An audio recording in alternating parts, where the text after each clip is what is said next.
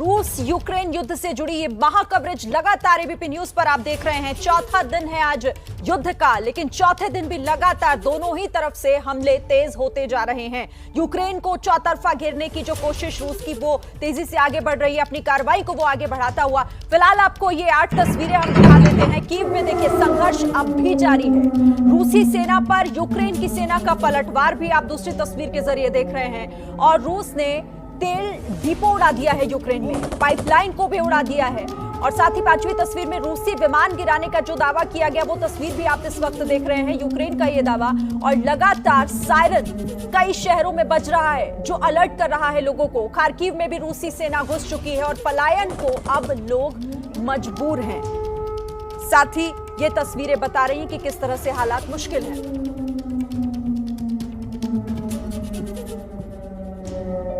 और इस वक्त इस संकट के बीच एक बड़ी खबर आ रही है। यूएनएससी का एक विशेष सत्र बुलाया गया है। बड़ी खबर इस मुश्किल हालातों के बीच, इससे जुड़ी ये बड़ी खबर, यूक्रेन को लेकर सुरक्षा परिषद ने यह विशेष सत्र बुलाया है। और भारतीय समय के मुताबिक रात करीब 1:30 बजे यह विशेष सत्र बुलाया गया है।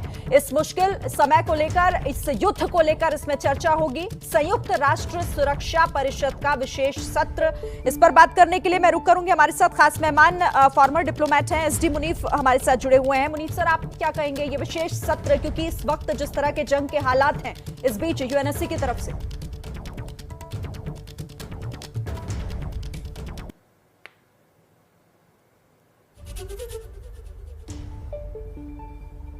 एसडी मुनीफ सर, आपको मेरी आवाज मिल पा रही है? हाँ, सुनाइए, बताइए जी सर। ये इस वक्त जंग की स्थिति और किसी भी तरीके से ये जंग रुके, कोशिश यही हो रही है। यूएन की तरफ से एक बैठक भी बुलाई गई है और भारतीय समय के मुताबिक बताया जा रहा है 1:30 बजे ये विशेष सत्र बुलाया गया है। हाँ, यूनाइटेड नेशंस सिक्योरिटी काउंसिल का इस विशेष सत्र कुछ ज्यादा इसमें कर नहीं पाएगा। उसमें रूस का वीटो लगेगा, चीन उसका समर्थन करेगा और हम भी उसमें एक तरफ बात नहीं कर पाएंगे, एब्स्टेन रहना पड़ेगा। तो उससे ज्यादा फैसला निकलेगा नहीं। वो रूस के ऊपर प्रेशर लगाने के लिए ही ये विशेष सत्र बुलाया गया है। मैं नहीं समझता हूँ इसके ऊपर ज्यादा कोई कॉन्क्रीट डिसीजन हो पाएगा।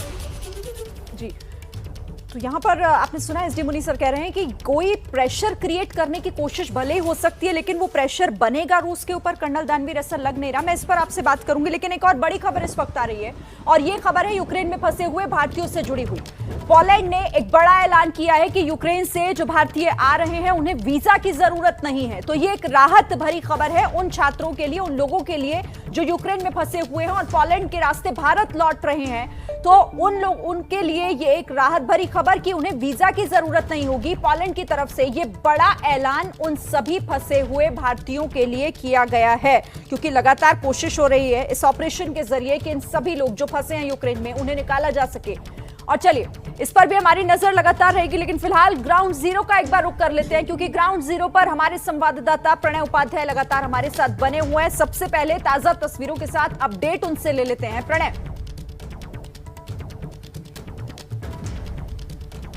बिल्कुल, मैं आपको बता दूं कि इस वक्त हम फिलहाल बेसमेंट में हैं। बाहर कर्फ्यू लगा हुआ है, किसी को भी बाहर निकलने की इजाज़त नहीं दी जा रही है और सिटी के चारों तरफ जो है एक घेराबंदी जो यूक्रेनी सुरक्षा बल हैं उन्होंने तैयारी की है।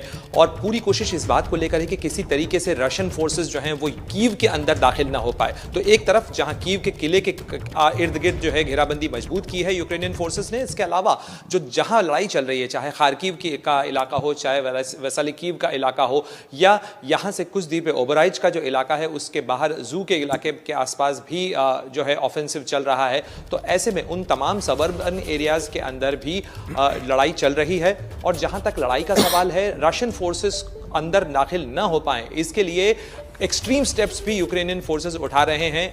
इसमें एक नॉर्थ वेस्ट के इलाके के अंदर एक पुल था जो जोड़ता है कीव को, उस पुल को भी नष्ट कर दिया गया है ताकि रशियन फोर्सेस उस पुल का इस्तेमाल न कर सकें। इसके अलावा यूक्रेन और रशिया को जोड़ने वाले एक रेल लिंक का स्टेशन था, उस रेल लिंक के स्टेशन को भी यूक्रेन ने नष्ट कर दिया है ताकि रशियन फोर्सेस जो हैं वो ट्रेन के रास्ते ना आ सके। तो इस तरीके के स्टेप्स भी उठाए जा रहे हैं किसी भी कीमत पर। जहां मैदान जंग में यूक्रेन अपना किला बचाने की कोशिश कर रहा है, वहीं अंतर्राष्ट्रीय स्तर पर भी प्रयास है। मैं आपको बता दूं कि इंटरनेशनल कोर्ट ऑफ जस्टिस में एक एप्लीकेशन दी है यूक्रेन की तरफ से, उसने रूस के खिलाफ तत्काल कार्रवाई करने और रूस के खिलाफ इस जो मिलिट्री एक्शन है उस पर प्रतिबंध लगाने के लिए इंटरनेशनल कोर्ट ऑफ जस्टिस से इमीडिएट ऑर्डर देने की गुहार लगाई है और साथ ही प्रोसीडिंग्स स्टार्ट करने को कहा है अगले हफ्ते से।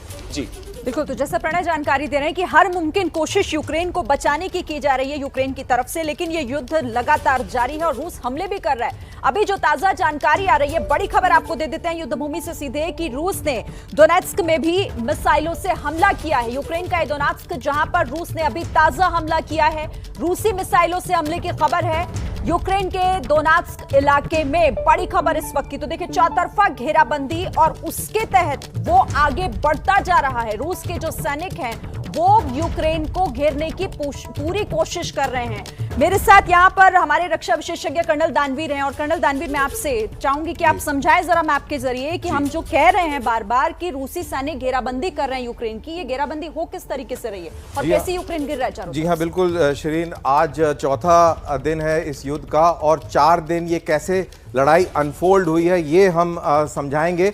ये मेरे सामने यूक्रेन का मैप है। पहले समझ लेते हैं कि यूक्रेन किस तरीके से घिरा हुआ है चारों तरफ से।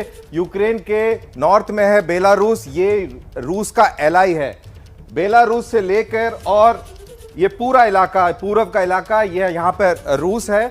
और ये वाला जो इलाका है, ये जहाँ पे मेरा ये हाथ है, दोनबास का इलाका है, जो कि रूसी फौजियों के कब्जे में पहले से था। उसके अलावा क्रीमिया है, जो 2014 में रूस ने इसके ऊपर कब्जा किया था। और बीचों बीच, यूक्रेन के बीचों बीच ये नीली लाइन से आपको ये नदी दिखाई गई है, इसका नाम है नेपियर नदी, और ये यूक्रेन को 2 हिस्सों में बांटती है। और इसके अंदर 2 बहुत अहम पोर्ट टाउन्स हैं, एक ओडिशा है और दूसरा मारिपोल है। इसकी अहमियत स्ट्रेटेजिक ये है कि यहाँ से बाहर की जो ताकतें हैं वो रसद और उस तरीके की सामग्री जो है यूक्रेनियन फौज को पहुंचा सकते हैं। और उसके अलावा जो दूसरा इंपॉर्टेंट जो क्षेत्र है, जो स्ट्रेटेजिकली बहुत इंपॉर्टेंट है, वो है ये पश्चिमी यूक्रेन, क्योंकि लैंड के रास्ते से भी कीव को मदद पहुंचाई जा सकती है। तो यूक्रेन पे कब्जा करने के लिए जो कीव है, कीव ये सेंटर ऑफ ग्रेविटी है, ये अगर कब्जा हो जाता है तो पूरा यूक्रेन पर कब्जा हो जाता है। और इसको कब्जा करने के लिए जो स्ट्रेटेजी थी वो मैं आपको समझाता हूं कि वो कैसे हुई। जब 24 तारीख को पुतिन ने पौ फटने से पहले देश को संबोधित किया, उसके ठीक 5 मिनट के बाद हवाई हमले हुए, क्रूज मिसाइल से हमले हुए, और यूक्रेन के अंदर जितने भी वीपीज थे, यानी कि ammunition dump, airports, communication centres, radar centres, उनके ऊपर हमले हुए और एक तरीके से पूरी सेना को क्रिपल कर दिया गया और खलबली मचा दी गई। अब उसके बाद सबसे इंपॉर्टेंट चीज वो थी इस नदी के ऊपर बने पुल, क्योंकि इन पुलों का इस्तेमाल किसने करना था? इन पुलों का इस्तेमाल टैंकों ने करना था, जो दोनबास से और खार्किव के नॉर्थ और साउथ से आने थे। इन्हीं पुलों की मदद से इस नदी को क्रॉस करके और कीव को साउथ और साउथ वेस्ट से उसको मास्क करना था, उसको कवर करना था। वहीं नॉर्थ में बेलारूस से सबसे छोटा रास्ता है, यहां पर चेर्नोबिल है, और ये यहां पे एक बड़ी मेजर थ्रस्ट प्लान हुई, जहां पे बेलारूस से टैंक थ्रस्ट आए और कीव को नॉर्थ से घेर लिया गया। साथ ही साथ छाताधारी सैनिक भी आए और इन सब ने मिलकर नॉर्थ से कीव को घेरा और एंटोनोव एयरफील्ड पर कब्जा किया। तो जब फर्स्ट वेव के अंदर यहां पर हेलीकॉप्टर से इन ब्रिजेस के ऊपर कब्जा हो गया, पीछे से फिर टैंकों के कॉलम आए, और जो खार्किव के नॉर्थ से और साउथ से जो टैंक के कॉलम आए, उन्होंने कीव को पूरब से कवर किया। जो दोनबास के इलाके से टैंकों के कॉलम आए, इन ब्रिजों को पार करके और कीव को साउथ से इन्होंने कवर किया। साथ ही साथ ये दो जो इंपॉर्टेंट पोर्ट टाउन्स थे, ओडिशा और मारिपोल, इसको भी कवर किया, क्योंकि यहां से भी काफी कुछ मदद जो है कीव को पहुंचाई जा सकती थी। तो पहले 24 घंटे के अंदर, इनफैक्ट पहले 12 घंटे के अंदर ही इनको आइसोलेट कर लिया गया और मारिपोल के ऊपर तो एक एम्फीबियस असॉल्ट किया गया। इस समय जो कार्रवाई हो रही है वो ये है कि कीव के चारों तरफ रूसी सेना है और कीव के अंदर भी फिलहाल दाखिल नहीं हो रही है। उसके पीछे स्ट्रेटेजिक रीजंस हैं, वो अलग हैं, लेकिन फिलहाल कीव को चारों तरफ से घेर लिया गया है। साउथ से बहुत मेजर थ्रस्ट है। यूक्रेनियन सेना भी बहुत जबरदस्त उन्होंने मुकाबला किया है, और जो नॉर्थ से, जो बेलारूस से जो फोर्सेस आई थी, उनका डट के मुकाबला किया और उनको रोकने में तकरीबन कामयाब हुए। डिले किया बार बार कर्नल दानवीर की कीव पर ही निगाह सबकी टिकी हुई है, और बिल्कुल आपने बहुत बेहतरीन तरीके से बताया कि कैसे ये पूरी स्ट्रेटेजी बनाकर और कीव पर निशाना साधने की और उसको चौतरफा घेरने की कोशिश यहां पर की जा रही है। एक बड़ी खबर आ रही है इस बीच, एक बड़ी खबर आ रही है क्योंकि यूक्रेन लगातार कोशिश कर रहा है कि किसी भी तरीके से अपनी सरजमी को बचाया जा सके। युद्धभूमि से बड़ी खबर यह कि नाटो देशों से यूक्रेन ने अब मदद की अपील की है। नाटो देशों से पीस कीपिंग फोर्स यूक्रेन भेजने की मांग अब यूक्रेन ने की है कि यूक्रेन में मदद के लिए हाथ आगे बढ़ाएं। कीव में मुकाबले के लिए सैन्य मदद भेजने की मांग कर रहा है कीव, क्योंकि कीव में जिस तरह से लगातार अब पूरी तरीके से आगे बढ़ रहे हैं रूसी सैनिक, और उसी से मुकाबला करने के लिए यहां पर जरूरत पड़ने पर यहां यूक्रेन ये मांग कर रहा है कि नाटो देशों से भी अब जो पीस कीपिंग फोर्स है वो यूक्रेन में भेजी जाए ताकि स्थिति को कंट्रोल किया जा सके। इस पर बात करने के लिए एक बार फिर से मैं एसडी मुनीसर का रुख करना चाहूंगी। एसडी मुनीसर, किसी भी कीमत पर यूक्रेन को बचाना है और यूक्रेन मदद का हाथ लगातार आगे बढ़ा रहा है, नाटो देशों से भी अपील कर रहा है।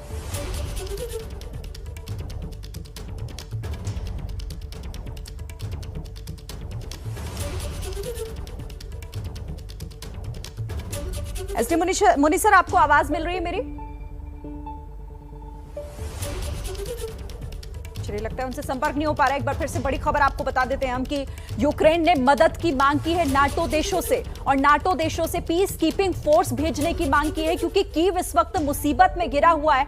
कर्नल दानवीर ने अभी आपको बताया कि कैसे कीव एक तरीके से अब घिर चुका है, उसे बचाना मुश्किल होता जा रहा है। और इसी बीच देखिए, तस्वीरें भी लगातार आ रही हैं, कुछ और तस्वीरें जो जंग के निशान दिखा रही हैं कि जंग के बाद कैसे चारों तरफ इस वक्त हाहाकार मचा हुआ है। कहीं पर आपको आग दिखाई दे रही है, कहीं धुएं का गुबार दिखाई दे रहा है, कहीं पर हमले से जो क्षतिग्रस्त हुई इमारतें हैं, जो वाहन हैं, वो इस वक्त आपको दिखाई दे रहे हैं। और सड़कों पर इसी तरह से इस वक्त जो तस्वीरें हैं यूक्रेन के अलग अलग शहरों से वो दिखाई दे रही है।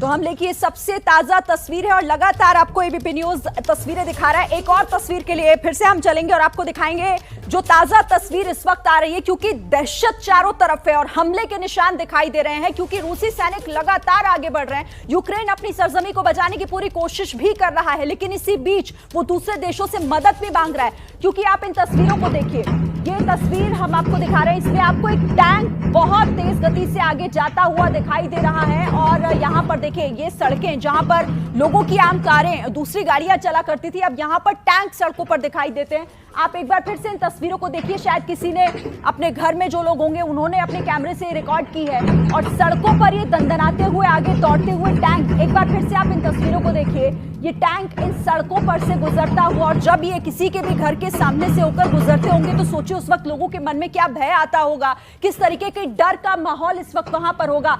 और ऐसी ही तस्वीरें लगातार यूक्रेन से आ रही हैं, क्योंकि चौथा दिन है आज, चौथे दिन एक दूसरे की तरफ से हमले और बड़े दावे भी एक दूसरे को नुकसान पहुंचाने के किए जा रहे हैं। फिर से मैं ये तस्वीर आपको दिखाना चाहती हूँ, ये यूक्रेन की ही कहीं किसी शहर की तस्वीर, जहां पर सड़कों पर आमतौर पर ऐसी तस्वीरें दिखती नहीं है कि यहाँ पर यूक्रेन में ये किसी शहर की सड़क है जहां से तस्वीरें दिखाई दे रही है टैंक।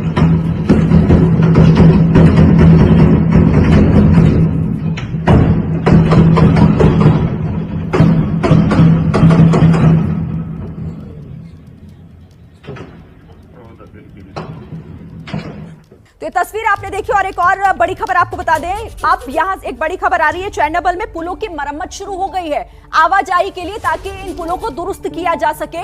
इसीलिए यहां पर चेरनोबिल से बड़ी खबर, पुलों की मरम्मत का काम बेलारूस ने शुरू किया है। रूसी सैनिकों को ईंधन, खाना पहुंचाने के लिए इन पुलों का इस्तेमाल होगा और इसीलिए इन्हें दुरुस्त किया जा रहा है। इनकी मरम्मत का काम चल रहा है। 2 दिन पहले ही चेरनोबिल को बचाने के लिए पुल उड़ाया गया था और इन्हीं पुलों को फिर से दुरुस्त करने की कोशिश, हमले से बचने के लिए यूक्रेन की सेना ने इस पुल को उड़ा दिया था, लेकिन बेलारूस अब इस पुल को ठीक करने की कोशिश कर रहा है ताकि रूसी सैनिकों को मदद इस पुल के जरिए पहुंचाया जा सके। कर्नल दानवीर, रूसी सैनिकों को मदद पहुंचे, क्योंकि शायद उन तक मदद पहुंचाना बहुत जरूरी है। उनको, ताकि किसी तरह की दिक्कत ना हो, और इसीलिए ये कोशिश की जा रही है बेलारूस की तरफ से। जी हाँ, बिल्कुल। जैसा मैं ग्राफिक्स पे ही समझा रहा था कि पुलों की बहुत बड़ी अहमियत है, और जो डिफेंडर है, जो डिफेंडर अगर हार रहा है तो वो उन पुलों को तबाह करके और पीछे विड्रॉ करता है। और ऐसा ही चिरनेबल वाले इलाके में हुआ था कि अगर आपको याद हो कि वहाँ पर भी काफ़ी लंबी और भीषण लड़ाई चली थी, तो ऐसी ही कार्रवाई उन्होंने करी होगी और करी है।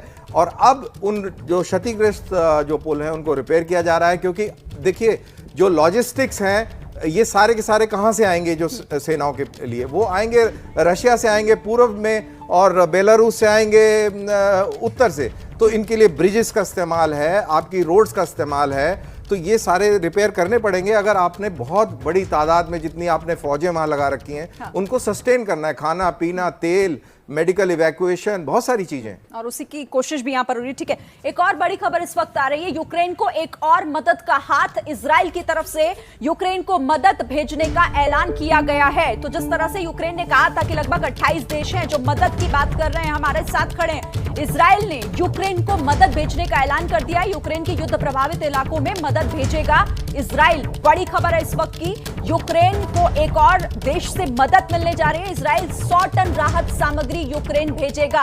यूक्रेन की मदद के लिए 100 टन राहत सामग्री भेजने की बात इजराइल ने की है।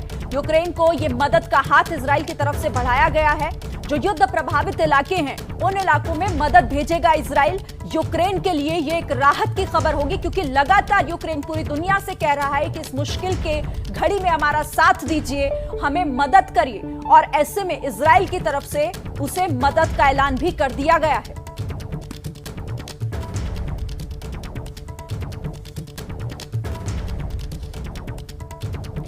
तो इस बड़ी खबर पर भी आपको आगे जानकारी देंगे, लेकिन देखिए चूंकि तस्वीरें भी लगातार आ रही है, तो एक और तस्वीर जल्दी से मैं आपको दिखा देती हूं। और ये इरपिन इलाके की तस्वीर बताई जा रही है, जहां पर धमाका हुआ है।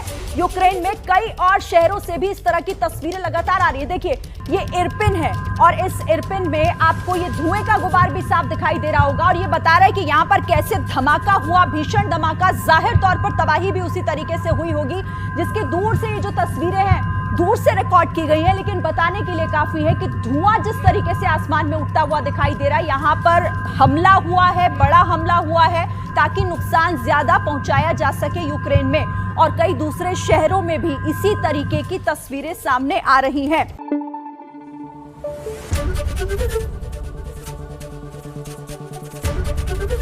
एबीपी न्यूज आपको रखे आगे।